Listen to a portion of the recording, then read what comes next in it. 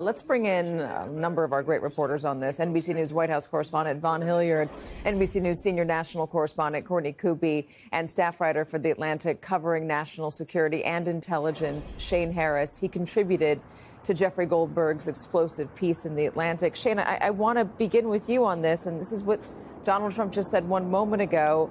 This was the best technology for the moment, this Signal app, this commercial messaging app, to talk about war plans, imminent war plans. While some of them might have been using personal cell phones, you heard Tulsi Gabbard earlier refusing to answer that question. And while at least one of the members was overseas, and not just overseas, was in Moscow. Could that possibly be true, that Signal was the best way to communicate?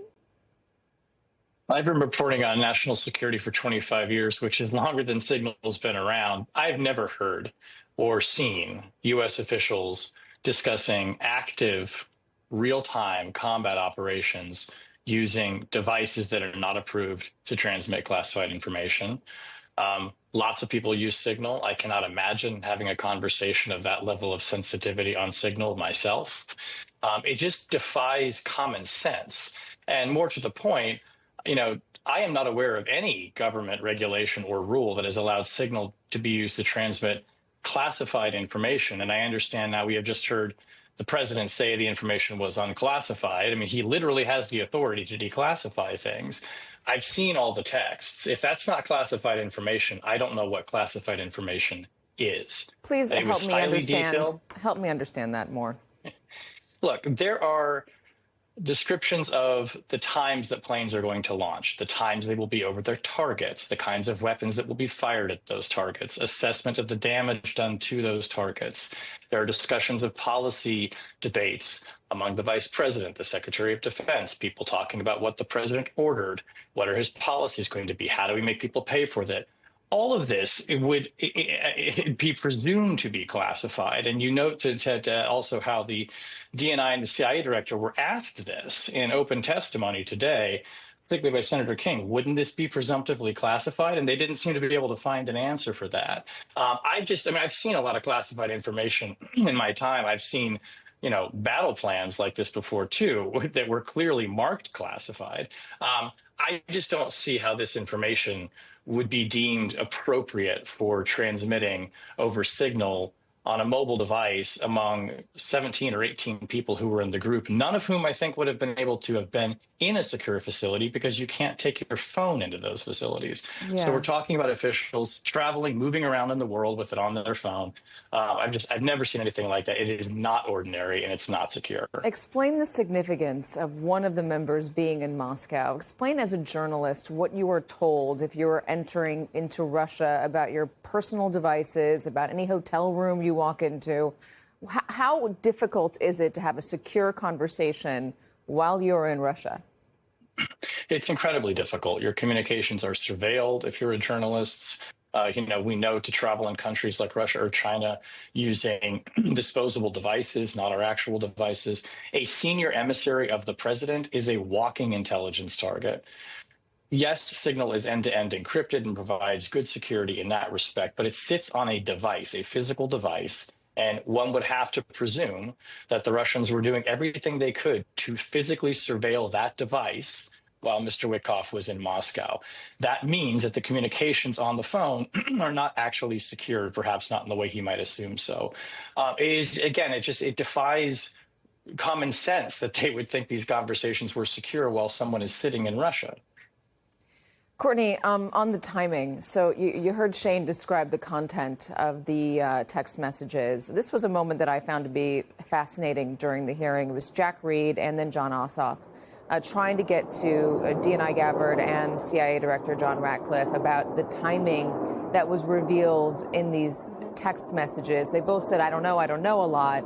But in regards to Jeffrey Goldberg, a journalist at The Atlantic, getting a full battle plan, it sounds like, including timing and areas of strike and sequencing 2 hours before it happened. If that was somebody else, or if somebody else had access to Jeffrey Goldberg's phone, what could that have meant for the troops that were carrying out these plans? Yeah, and keep in mind that there have been public warnings, open source reporting warnings about Signal and how there are U.S. potential adversaries like Russia have tried to hack into Signal. And the assumption is that in some cases they have been successful. Now, think about what we're talking about. Some of the top, the top national security officials in the United States working on Signal, they would be some of the highest targets for adversaries like Russia or China to try to hack into. But I think there's one more piece of this that we really need to delve into, and that's the idea of this information, whether it was classified or not. By definition, planning for a military operation or mission, any planning that occurs in advance of that operation would be of a secret nature. It depends on exactly the nature of the mission. If there was, cyber operations and things, there components of it, it could actually be even higher than secret. But at a minimum, military planning is, by definition, is classified at a secret level. Now, here's one way that they could be talking about this and say that some of the information was not classified. If Secretary Hegseth, or the person who was believed to be Hegseth on this chat, was providing one nugget at a time, one bullet at a time, hey, planes will take off at 1:45, the target will be X, this and that.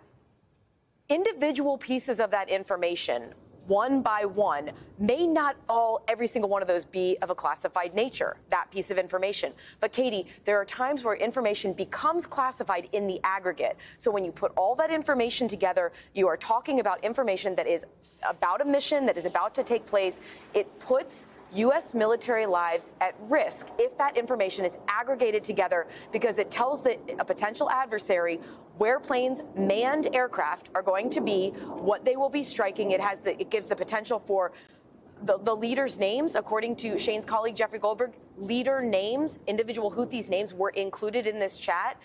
If they were to find out about that in advance, they could move their location. The notion that this information was not classified, if described accurately by Jeffrey Goldberg, we have no reason to believe that is not the case. The notion that it's not classified just does not pass the smell test. What is the reaction within the Pentagon about safety? We are getting zero reaction. The only thing that we've gotten so far is Secretary Hegseth. He spoke for about 2 minutes on the tarmac in Hawaii when he landed last night. He's out of town. We are not getting any comment beyond that. We're not getting responses to comment. The best we've gotten so far is referring us to the National Security Council. But the reality is, when you talk to people behind the scenes here, Katie, they are concerned about the idea that, look, it's not just classified information. These were manned aircraft. These were a U.S. military ship with thousands of U.S. sailors on board. This was information that would have put all of those people potentially in jeopardy. And yes, thankfully, there were no American troops who were actually injured or killed. This did not get out in advance because of the journalist, Jeffrey Goldberg, not putting this information out publicly, as could have been the case here because of the way that he obtained it. But that doesn't change the fact that there was a very real possibility that U.S. troops could have been put in mortal danger by this information being discussed on an unclassified app. I have one more question for you. I'm hoping I'm going to get a break from the jets that are traveling above you. And this is something you brought up yesterday in terms of foreign nations being nervous about sharing intelligence with us now. And what you said is bearing out. Ed Davey, the party leader for the Liberal Democrats in the UK, he's an MP, has now tweeted, we can put it up on the screen, Trump's White House can't be trusted. Their reckless approach to security means it's only a matter of time before British intelligence is leaked. The government must urgently review our intelligence sharing arrangements with the U.S. What would it mean if we lost access to intel from our allies because of something like this? It would be huge, Katie. Remember, it wasn't the U.S. These were unilateral strikes against the Houthis this time. But in the past, during the Biden administration, the British military took part in a lot of these strikes. So it's not just losing the potential for intelligence sharing all around the world. It's also the possibility of militaries potentially being concerned about it. Remember, when we did a story a few weeks ago, Carol Lee and I, about concerns about some of the Five Eyes of sharing information, the biggest concern that we heard about was foreign assets being exposed here. In this chat, Jeffrey Goldberg explains that who appears to be the director of the CIA provides the name of a CIA operative in this chat. That is one of the exact concerns that these officials we spoke to were concerned about here, was the idea that foreign assets would potentially be exposed.